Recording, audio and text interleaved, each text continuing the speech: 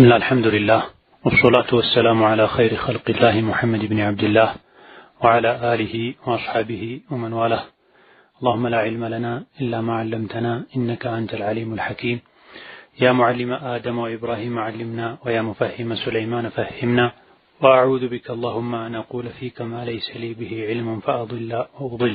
أما بعد تاريخ من نحجوتي يا كوتش مجمريو يوم سرع لمسرات فلكي يا كوتي لج ብር ሊያበድረኝ ነበረ። የሚኖረው ሳውዝ አፍሪካ ነው። እዛ የሚሰሩ ልጆች ሲጋራ ዊክ ይሸጣሉ። አብዛኞቹ ያጎቴ ልጅ እነዚህን ሲጋራ ዊክ ይሸጣል። አይሸጥም አላውቅም። የሱን ብር ተቀብዬ መስራት እችላለሁ? ጀዛኩሙላህ ኸይር የሚል ጥያቄ ነው። በመሰረቱ ሙስሊምን በኸይር በመልካም መጠርጠር የሙስሊም ግዴታ ነው። በመጥፎ መንጠረጥረው መጥፎን ነገር ካየን የሚሰራበት አካባቢ የተለያዩ ሰዎች ከሸሪዓ የሚጋጭን ስራ ስለሚሰሩ ብቻ የእሱም ስራ እንደዛ ነው ማለት አይቻልም።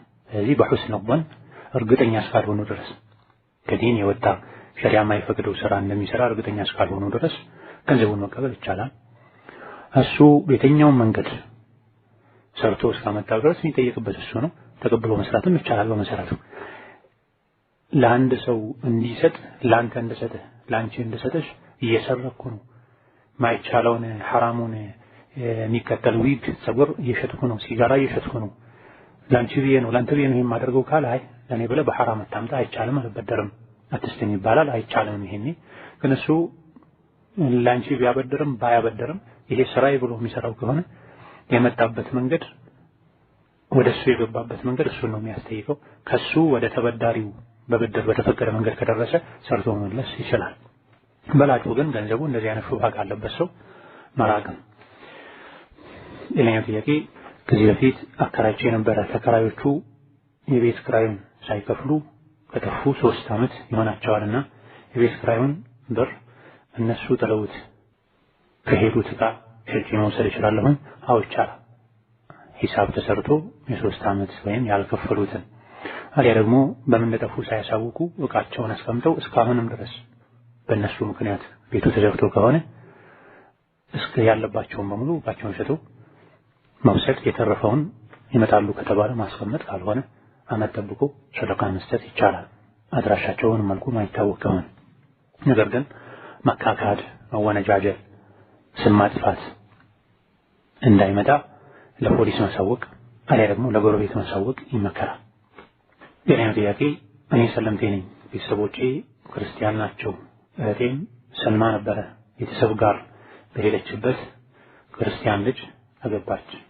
እናቴ መልስ ልትጠራቸው ፈልጋ ብር አነሳት። እናቴን በብር ባግዛት በሐራም መተባበር ይሆንብኛል?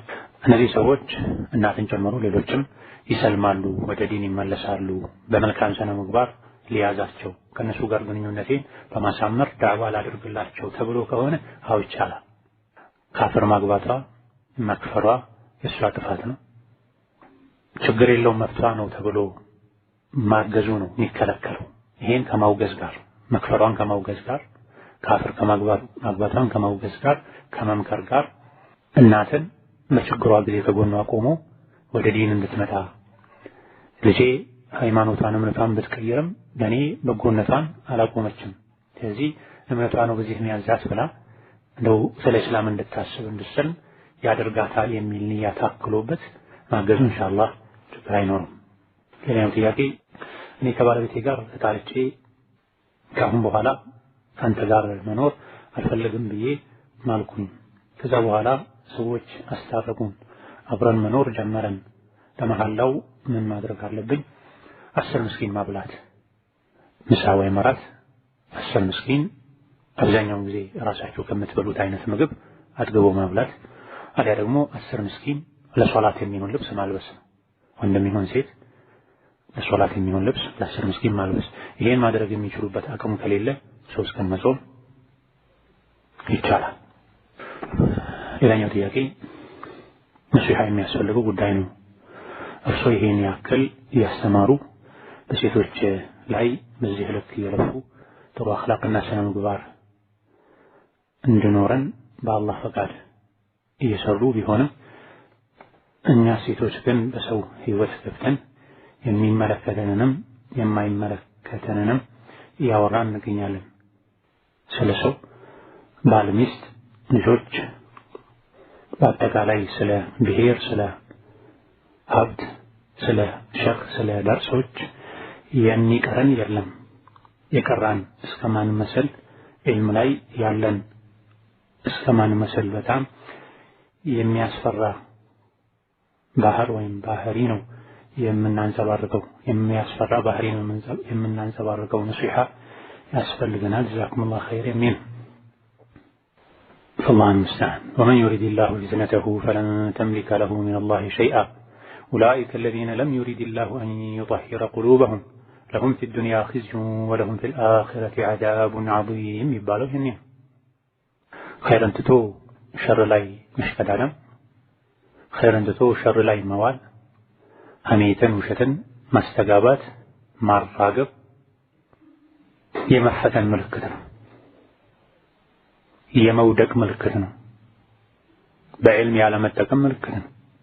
ومن يريد الله فتنته فلن تملك له من الله شيئا ቁርአን የሰሙ ሐዲስ የሰሙ የሷሐቦችን የሰለፎችን የሷሊሖችን ሐል ሁኔታ ምክር የሰሙ ድንጋይን የሚፈረካክስ የደረቀ ድንጋይን ውሃ እንዲያፈልቅ የሚያደርግ ምክር የሰሙ እንደዚህ መርከስ መዋረድ የመፈተን ከአላህ ጥበቃ የመራቅ ምልክት የቀልብ መቁሸሽ ምልክት ወላይከ الذين لم يريد الله أن يطهر قلوبهم علم ልብ የሚጸዳበት መሳሪያ ነው። የዕልም አንድ ጥቅሙ ልብን ማጽዳት ነው።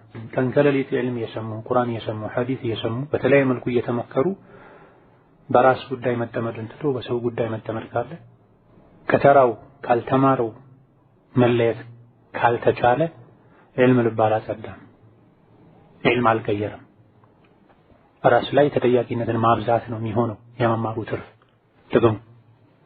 ምንማረው ምንቀራው ወደ ዲን የምንጠጋጋው ስሜታችንን ሰብረን የምንይዘው ኻትማችን እንዳይበላሽ ከማወቃችን ጋር ቁርአኑን ሐዲሱን ፊቅሁን ጭንቅላታችን ላይ ልባችን ላይ ከመሸከማችን ጋር ማይመጥነን ቦታ ላይ ተገኝተን ቁርአን በምናነብበት ሐዲስ በምናነብበት ምላሳችን የሰው ነውር የሰው ገመና የሰው አይብ ምናነብበት ከሆነ አላህ ያላንዳች ምክንያት የሰውን ኻትማ ያበላሽ።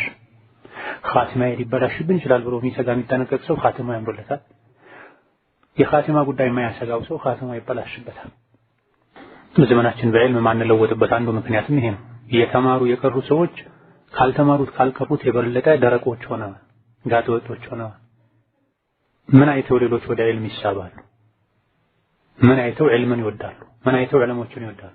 ውሸት፣ ሐሜት፣ ዘረኝነት ከተማሩ ሰዎች ከቀሩ ሰዎች ቁርአን ሐዲስን ከሰሙ ሰዎች መራቅ ነበረበት፣ ወይም ከእንዲህ አይነት ባህሪ መራቅ ነበረባቸው። የቀሩ የተማሩ አንዳንዴ ኡስታዛ የሚባሉትም ጭምር ከጃሂሉ እኩል ቁጭ ብለው ሐሜትን እያቦኩ የሚጋግሩ ከሆነ የሰው ስም ሳይሰቀጥጣቸው ሳይዘገንናቸው የሚበሉ ከሆነ ጥያቄው እንደተባለው ሼኹንም ደረሳውንም ብሔሩንም የሚቀላቅሉ ከሆነ የመማሩ ጥቅም የቱ ጋር ነው? ሰዎች ምን ይማራሉ? አንዳንድ አሚ የሚባሉ ሰዎች ከዲን የራቁ ሰዎች የዲን ሰዎች የሚጠሉበት አንዱ ምክንያት ይሄ ነው። ምን አለ እነሱ ጋር የሰው ስጋ መብላት እንጂ ለስሙ የዲን ሰው ናቸው። እነሱ ተምረው እንደዚህ ከሆነ እኔ ለምን እማራለሁ ይላሉ። የሞተውን በህይወት ያለውን ሁሉ ማያስተርፉ ሰዎች አሉ። ቁርአን ካልመከረን ሐዲስ ካልመከረን በየደርሱ በየአጋጣሚው የምንሰማው የአላህ ቃል የነቢይ ቃል በቁርአን በሐዲስ የተገሰጹ ሰዎች ታሪክ ካልቀየረን እንደዚህ አይነት አጭር ምክር ይቀይራል አይባል። ሆኖም ፈዘክር ኢነፈዐቲ ዚክራ ሰየዘከሩ መን የኽሻ አስታውስ፣ ገስጽ። መገሰጽ በእርግጥ ይጠቅማል። አላህን የሚፈራ ሰው ሲገስጹት ይገሰጻል፣ ሲያስታውሱት ያስታውሳል ተብሏልና እዚህ ወረቀት ላይ የተባለው አይነት በሽታ ያለባችሁ ተማሪዎች አላህን ፍሩ። የኻቲማን መበላሸት ፍሩ። የቀብር ስቃይን መከራን ፊትናን ፍሩ። ለቀብር ቅጣት ለቀብር ስቃይ ለቀብር መከራ ከሚዳርጉ ነገሮች አንዱ ሐሜት ነው፣ ነሚማ ነው፣ ከሽንት አለመጥራራት ነው።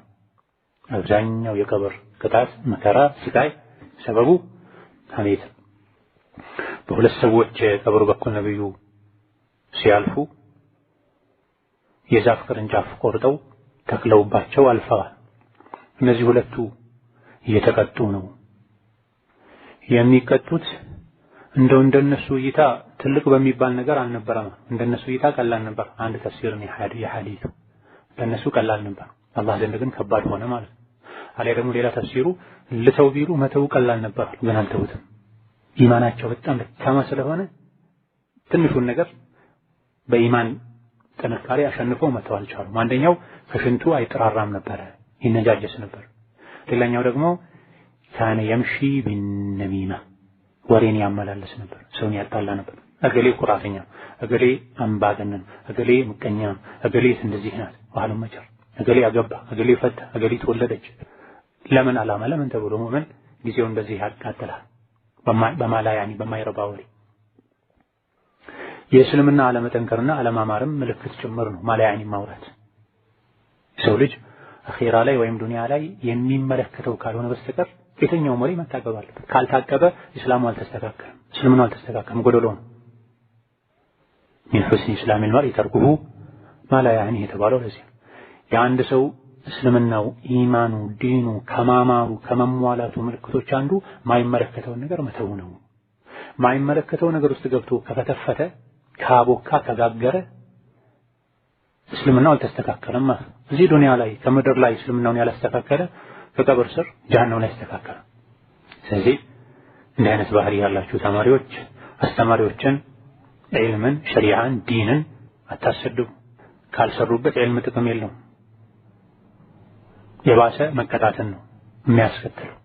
ተማሪ የሆነ ሰው የሄደበት ቦታ ሁሉ ዒልም እንዲወደድ ሊያደርግ፣ ምላሱን እንዲጠብቅ፣ ንግግሩ እንዲቆጥብ፣ ለመምከር ካልሆነ በስተቀር ባለ ጉዳዩን ይዞ ለመምከር ካልሆነ በስተቀር ስለ ሰው ራሱን ቢዚ ሊያደርግ በሰው ጉዳይ ሊጠመድ አይገባም። አንድ ሰው አላህ ዘንድ ለኸይር እንደታጨ እንደተመረጠ ከሚያሳዩ ነገሮች አንዱ የሌሎችን ጉዳይ ትቶ በራሱ ጉዳይ ይጠመዳል። በተቃራኒው ደግሞ አንድ ሰው አላህ ዘንድ የመናቁ ከአላህ ጥበቃ ግቢ የመወርወሩ የመውጣቱ የመዋረዱ አንድ ምልክት የራሱን ነውር የራሱን ዐይብ የራሱን ችግር ትቶ በሰው ነውርና ጉዳይ ይጠመዳል። ራሱን አይከታተልም፣ ሰዎችን ይከታተላል።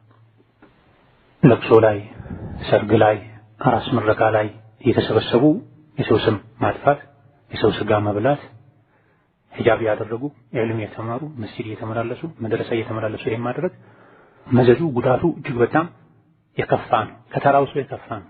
ተራ ሰው ጃሂል ስለሆነ ነው ይባላል። ሚማር ሰው ይሄን ካደረገ በጅምላ በጋራ ሸሪዓውን የሸሪዓ የዒልም ሰዎችን ማስጨፍጨፍ ነው የሚሆነው። ከአላህ መንገድ ሰዎችን ማገር ነው የሚሆነው። የዲን ሰዎችን ስም ማጥፋት ነው የሚሆነው። ይሄ ደግሞ ብዥታ በፈጠሩባቸው ከዲን ባደናቀፏቸው ሰዎች ልክ አላህ ዘንድ መጠየቅን ያመጣልና ሁላችንም አላህን ልንፈራ ወደ አላህ ልንመለስ ያለብንን ኃላፊነት ልናውቅ ይገባናል። አይደለም በሐሜት መዘፈቅ መነጀስ ይቀርና የዕልም ሰው የዲን ሰው ተቀደምቶች ሆኖ ነበር። ሰዎች አርአያ ሳያደርጉን በፊት ያውቃል ታውቃለች ሳይሉን በፊት እንጫወት ነበረ። በተለያዩ ነገሮች የተወራወረን እንቀልድ ነበረ። ሰዎች አርአያ ካደረጉን በኋላ ግን ፈገግታ ሁሉ ለኛ ማይፈቀድ እስኪመስለን ድረስ እንጠነቀቅ ነበር ብላ የድሮ ዑለሞች ጥቂት ዓመታት አስተምረው ተማሪዎቻቸው ላይ ፍሬውን ያዩት ነበር። አሁን ላይ ግን ይለፋል ይደከማል ፍሬ ለውጤት የለም። በጣም ተማሪ ነች የተባለች ተማሪ ነው የተባለ ያልሆነ የማይመጥነው ቦታ ላይ ይገኛል። ሰዎች ከዑለሞች መማር የፈለጉ የዑለሞችን ስም የሚያጠለሹ አንዳንዴ ተማሪ የሚባሉ ሰዎች ናቸው። ሼኽ ገሌ እንደዚህ ነው፣ ኡስታዝ ገሌ እንደዚህ ነው እያሉ የሚያወሩ አንዳንዴ ተማሪዎች ራሳቸው ናቸው። ሰዎችን ወደ ሼኻቸው ትምህርት ማምጣት ወደ ዒልም ማቅረብ የሚገባቸው ሰዎች ራሳቸው ከረኛ ተደብቆ እንስሳትን የሚያጠቃ ተኩላ ይሆናል፣ አደናቃፊ ይሆናል። በቅርብ ዘመን ከነበሩ ዑለሞች መሃል ድሮ ጥቂት ጊዜ ያስተምረን ተምረን ነበር ውጤት የምናመጣው። አሁን ላይ ግን ብዙ እየለፋን ውጤት የማይመጣበት ምንድነው? ምን አጥፍቼ ነው ጌታዬ ብለው ራሳቸውን ያውቀሱ ሳለ ግራ ገብቷቸው አንዴ አስተምረው ሲወጡ እሳቸው ጋር በቋሚነት የኖሩ የሚማሩ ማዕሃዳቸው ላይ ተቋማቸው ላይ የሚማሩ ተማሪዎች መሃል አንድ ጥግ ላይ ተደብቆ ቆሞ ከሴት ጋር ሲያወራ አዩት። ለካ ችግሩ እዚህ ጋር ነው። የኔ ትምህርት አሰጣጥ ላይ የኔ አያያዝ ላይ ሳይሆን ተማሪው ተበላሽቷል ማለት ነው። የአንድ ተማሪ ብቻ ችግር እንዳልሆነ የተረዱት። ደፍሮ ያን የሚያደርገው የሚያበረታታው ስላለ፣ ያለማመደው ስላለ፣ እየሰማው ነገር ስላለ ይህን ልባችን ላይ ጠብ ካላለ የመማሩ ፋይዳ አላህ ዘንድ ተባረከ ወተዓላ ተቃራኒ ነው የሚሆነው። ያወቅ ከጠፋ ተምረህ ነበር ምን አደረግህ፣ ተምረሽ ነበር ምን አደረግሽ እንባለውና ፈወይሉን ሊመን አን ሰቢልላህ ይሰደኑ ወዮለት ሰዎችን ከአላህ መንገድ የሚያግድ ራሱ ተበላሽቶ ሌሎች እንዲበላሹ ሰበብ የሚሆን የዕልምን ክብር የሚያሳጣ አላህ ተባረከ ወተዓላ ወደሱ ይመልሰን። የዕልምን ዋጋ ከሚያውቁ ክብሩን ከሚጠብቁ ባሮቹ ያድርገን። ወንድ የእጅ ጌጥ መልበስ ሐራም ነው የሚል ጥያቄ ከሴት ጋር መመሳሰል አደብ ከሌላቸው ካልበሰሉ ሰዎች ጋር መመሳሰል። የእጅ ጌጥ የሚፈቀደው ለሴት፣ ለወንድ አስፈላጊ ከሆነ ሰዓት ነው የሚፈቀደው፣ ቀለበት ነው የሚፈቀደው። ከዛ በተረፈ እጅ ላይ ጌጥ አድርጎ ከሴት ጋር መመሳሰል የወንድ ባህሪ አይደለም። የሴታ ሴት ወንድ ባህሪ ሊሆን ይችላል። ወንድ ይሄን አያደርግም። እናቴ የማታ ደርሶችን እንከታተል ለደህንነቴ ከመስጋት የተነሳ አትፈቅድም እና እሷን እሺ ብዬ ልታዘዝ ወይስ እምቢ ብዬ ወደ ደርስ ልሂድ? ባረከላሁ ፊኩም የሚል እናትን መታዘዝ ይሻላል። ወላጆችን መታዘዝ አላህን ከመታዘዝ ይቆጣል። ማሳመን ከተቻለ ስጋታቸውን መቅረፍ ከተቻለ የሚያሰጋ ነገር የለም። ከጓደኞቼ ጋር ሄጄ ከጓደኞቼ ጋር ነው የምመጣው ብሎ የእናትን ስጋት መቅረፍ ማስወገድ ከተቻለ መልካም፣ ትምህርቱን መቀጠል ነው። በምንም መልኩ እናት አልረጋጋም ካለች፣ በተለይ ጠያቂዋ ሴት ከሆነች ከጊዜው መስፈሪነት አንፃር ማታ ከቤት አትውጪ፣ ወንድም ቢሆን አትውጣ ከደህንነት አንፃር ካሉ ወላጆችን መታዘዙ በላጭ ነው። ትምህርቱን በቀኑ ክፍለ ጊዜ ማግኘት ይቻላል። በዘመናዊ መንገዶች ትምህርቱ ሶሻል ሚዲያ ላይ ሲለቀቅ ማግኘት ይቻላል። አማራጮች አሉት። የወላጆችን ቀልብ መስበር ከባድ።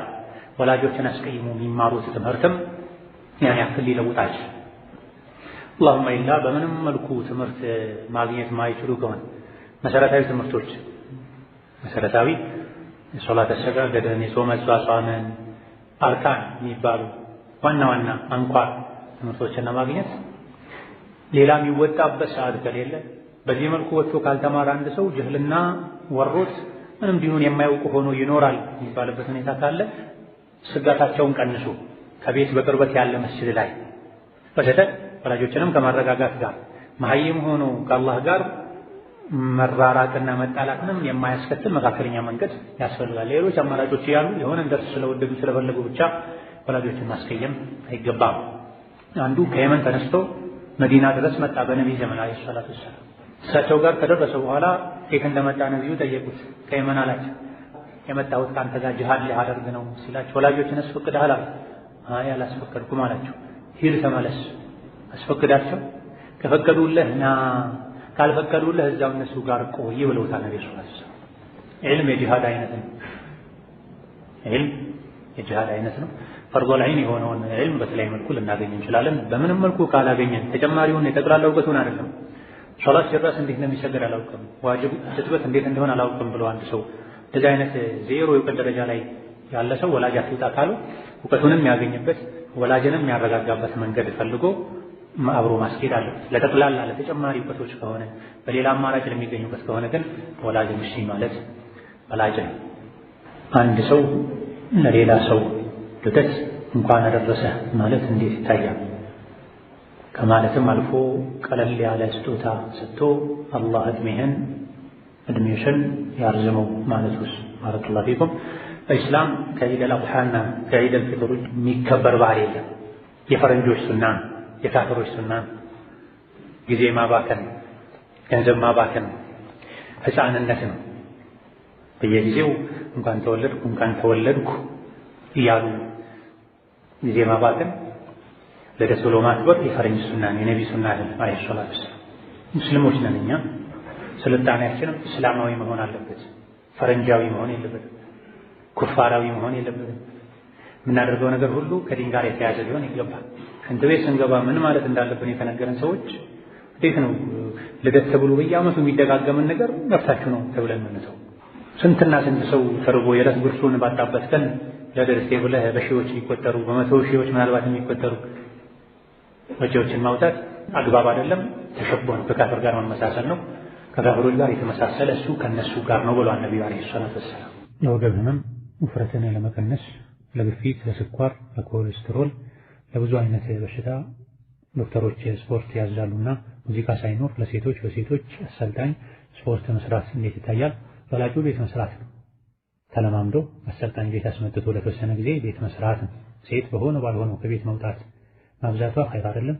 ስፖርት ቤት ደግሞ ብዙ አይነት መጥፎ ባህሪ ያላቸው ሰዎች ይኖራሉ፣ ወደ ሸር ይጎትታሉ። ከላይ እንደተባለው ለተለያዩ ህመሞች ትክክለኛ ታማኝ ዶክተሮች የሆነን አይነት ስፖርት ስሩ ካሉ ያን ስፖርት ቤት አምጥተው አሰልጣኞች አስመጥተው መሰልጠን፣ ከዛ በኋላ በዛ መሰረት እየሰሩ መኖር በላጭ። ስፖርት ቤት መሄዱ ሙዚቃውን ከባይኖረው ከመጥፎ ሰዎች ጋር መቀላቀልን፣ መውጣት ማብዛትን ኢላ ገይሪ ዛሊክ ያስከትላል። ቤት መጥቶ የሚያሰለጥን ከሌለ ለተወሰነ ጊዜ እንደዚህ አይነት መስፈርቱ የተሟላ ሴቶች በሴቶች ብቻ የተዘጋ ቦታ፣ ወንድ በድንገት ከፍቶ ማይገባበት፣ ካሜራ የሌለበት፣ ሌላ ከድንጋይ የሚጋጭ ነገር የሌለበት ቦታ ላይ ለተወሰነ ጊዜ ሰልጥኖ ከዛ በኋላ ቤት መቀጠል ይቻላል። ለመድረሳ ግንባታና ለመስጂድ ግንባታ እንዲሁም ለመድረሳ ወጪ የዘካን ገንዘብ መስጠት ይቻላል አይቻልም? ኢነመ ሰደቃቱ ሊልፉቀራ ወልመሳኪን ተብሎ ተገድቧል። መስጂድ፣ መድረሳ ሀብታሙም ድሃውም ሁሉም ነው የሚጠቀምበት። ሀብታሞች አቅም ያላቸው ሰዎች ከገንዘባቸው ከንጹህ ገንዘባቸው አውጥተው ነው መስጂድ መድረሳ ማሰራት ያለባቸው፣ ወጪ መሸፈን ያለባቸው። ይሄ ነው ጅምሁሮቹ ያሉበት። ነገር ግን በጣም ጥቂት ሊቃውንት ወፊ ሰቢልላህ የሚለው ውስጥ ይገባል ያሉበት ሁኔታ አለ። ይሄም ብዙ ማስረጃ ግልጽ ማስረጃ የለውም። ነገር ግን ሌላ አንድ አማራጭ አለ። አካባቢው ላይ አቅም ያለው ሰው የሌለበት ያላቸውም ዲኑ ምንም ማያሳስባቸው ሆነው በዘካ ገንዘብ እንጂ መስጂድና መድረሳ ካልተሰራ አካባቢው ላይ እስላም ሙስሊሞች ወደ ኋላ የሚቀሩ ዕልም ማይደርሳቸው ከሆነ ከዘካ ውጪ ምንም ይሄን ቀዳዳ መሸፈኛ መንገድ ከሌለ የሚቻልበት ሁኔታ ይኖራል። ይሄ እንዳጠቃላይ መልስ ነው። ግን ይሄን መልስ ወስዶ አንድ አካባቢ ላይ ለመተግበር በዚህ አይነቱ ምላሽ መሰረት እንደ አይነት ቦታ ላይ መስራት ይቻላል ማለት ነው ለማለት ግን ሊሰራ በዘካ ይሰራ የተባለበት ቦታ ላይ ያለውን ሁኔታ እውቀት ያለው ሰው መገምገም አለበት። በዕልም እይታ ታይቶ አው እንዲህ አይነቱ ቦታ በዘካ ቢሰራ ችግር የለውም መባል አለበት። ከዛ ውጪ ሀብታሙም ድሃውም የሚጠቀምበትን መስጂድ በድሃዎች በአቅመ ደካሞች የዘካ ገንዘብ መስራት አግባባል። አንድ የኸይር በር ነው፣ ኸይረኞች ሊሽከዳደሙበት የሚገባ። ከቅርብ ቤተሰብ ችግርተኛ እያለ የዘካን ገንዘብ ለመድረሳ መስጠት እንዴት ይታያል? ከላይ ተመልሷል። አይቻልም። ለመድረሳ ለመስጂድ ዘካ አይሰጥም። ባለሀብቶች ቋጥረው ካስቀመጡት ገንዘብ መስጠት አለባቸው። አቅሙ ያላቸው ሰዎች፣ እውቀቱ ያላቸው ሰዎች፣ ተሰሚነት ያላቸው ሰዎች ባለሀብቶችን አምጡ ስጡ ብለው መገፋፋት አለባቸው እንጂ አላህ ኢነማ ብሎ የዘካ ገንዘብ እኮ የሚገባው ብሎ ከጠቀሳቸው ከ8 አይነት ዘካ ከሚሰጥባቸው መጃሎች ውጪ ለሌላ አሳልፎ መስጠት አይቻልም። የዛሬ 3 ዓመት አካባቢ በህመም ምክንያት የረመዳን ጾም መጾም አልቻልኩም ነበርና በሰዓቱ ባለማወቅ ለሚስኪን አብርቼ ብቻ ትቼው ነበረ። ቀባ ማውጣት እንዳለብኝ ያወቅኩት አሁን ነው። ግን አሁንም በጣም ያመመኝ ስለሆነ መጾም አልችልም። ምን ማድረግ ነው ያለብኝ? ሲችሉ መጾም ማይለቅ ህመም እስካልሆነ ድረስ። ከአሁን በኋላ ይሄ ህመም አብሮ ነው የሚኖረው አይለቅም ከተባለ መብላት ይቻላል። ጊዜያዊ ህመም ከሆነ ግን መብላት ሳይሆን መጾም። ስለዚህ መጾም እየቻሉ ከመጾም መቻል ተስፋ ሳይቆርጡ ያበሉትም ጭምር እንዳልተጾሙ ነው የሚቆጠረው። እሱንም እስኪሻል ድረስ ሊያልፍ የሚችለውንም ጽፎ አስቀምጦ እንደዳኑ ቀዷ ማውጣት። ህመሙ ወደ ቋሚ ህመም ከተሸጋገረ አላህ ያደርገውና ይሄኔ መብላት ይቻላል። ጾማለሁ ያሉ ወደ አኺራ መሄድ ከመጣ ደግሞ ቤተሰቦች ወይ ጾማሉ ወይ ያበላሉ። ከአባት ቀድማ የሞተች ሴት ልጅ ከአባቷ ንብረት ድርሻ ውርስ አላት የላትም? ከውርስ መስፈርቶች አንዱ የሚያወርሰው አካል ሲሞት ወራሽ በህይወት መኖር አለበት። ህይወቱ መረጋገጥ መቻል አለበት። ጽንስም ቢሆን ተረግዞ ነፍስ እንደተዘራበት ከታወቀ ድርሻ አለው። ግን ውርሱ ሳይከፋፈል በፊት ይጠበቃል። የሚወለደው ጽንስ ወንድ ነው ሴት፣ አንድ ነው ሁለት የሚለው ስለማይለይ ይጠበቃል። አማ የሚያወርስ አካል ሲሞት በህይወት ያልነበረ ቀድሞ የሞተ ከሟች አይወርስም። አስቸጋሪ ከሚባሉ የውርስ አይነቶች አንዱ በቤት መፍረስ፣ በመኪና ግጭት፣ በጋራ መሞታቸው ከአስቸጋሪ የውርስ ነጥቦች አንዱ። ማንኛው ቀድሞ እንደሞተ ላይታወቅ ይችላል። አባት፣ ልጅ፣ ሙሉ ቤተሰብ አብሮ የሄደ ሁሉም ከሞቱ የሞቱት ወራሾቻቸው አንዱ ካንዱ ከሞቱት ውስጥ ማን ከማን ይወርሳል? አንዱ ቀድሞ ከሞተ በደቂቃ በሰከንድ እንኳን አንዱ ዘግይቶ ከሞተ አባት ቀድሞ ሞቶ ልጅ ከሰከንዶች በኋላ ቢሞት ልጅ ከአባቱ ይወርሳል። እሱ ሞቷል። የእሱ ድርሻ ደግሞ ለእሱ ወራሾች ይሆናል። እንደዚህ አይነት የተወሳሰቡ ነገሮች አሉ። ከዚህ አንጻር ውርስን ቶሎ ፈጠን ብሎ መከፋፈል በላጭ ነው። ከአባቷ በኋላ የሞተችስ የምትወርስ ከሆነ ድርሻዋ ለልጆቿ ይደርሳል። አዎ ከሚያወርስ አካል በኋላ የሞተ ሰው ይወርሳል። በህይወት ካለ ራሱ ይወርሳል። በህይወት ከሌለ ደግሞ የእሱ ወራሾች ይወስዱታል። ይሄ ሙናሰኻ የሚባል አስቸጋሪ የውርስ ክፍል ነው። ይህ እንዳይሆን ውርስን ቶሎ ተከፋፍሎ ሁሉም በህይወት እያለ ለራሱ እንዲያገኝ ማድረግ መልካም። የሚያወርሰው አካል ሞተ፣ ንብረቱን ሳይከፋፈሉ ወራሽ ሞተ፣ የእሱን ወስዶ ከዛ በኋላ ለእሱ ልጆች ማካፈል፣ ለእሱ ወራሾች ማካፈል መንገዱን ስለሚያረዝመው ቀደም ብሎ ውርስን መከፋፈል በላጭ ነው። ከደረሳቸውስ በህይወት ካሉ እህቶች እኩል ነው? አዎ በህይወት ካሉ ወራሾች እኩል ነው። የሚያወርሰው አካል ሲሞት በህይወት የነበሩ ሁሉም ወራሾች ናቸው። ከዛ በኋላ ውርሱ ሳይከፋፈል ከወራሾች መሃል አንዱ ከሞተ፣ ከዋናው ወራሽ ከሚወርሱት መሃል አንዱ ከሞተ ሸሪዓ የሰጠውን ድርሻውን ያገኛል። በህይወት ቢኖር እኩል የሚያገኝ ከሆነ እኩል፣ በህይወት ቢኖርም እኩል ካልሆነ ወንድና ሴት ሆነው ለምሳሌ አሊያ ደግሞ ልጅና እህት ሆነው ሴትም ቢሆኑ የውርስ ድርሻቸው ይለያያልና በህይወት እያለ የሚደርሰውን ድርሻ ሞቶም ቢሆን የእሱ ይሆናል። የእሱ ወራሾች ደግሞ ያን ይከፋፈላል። هذا والله تعالى أعلم. والسلام عليكم ورحمة الله وبركاته.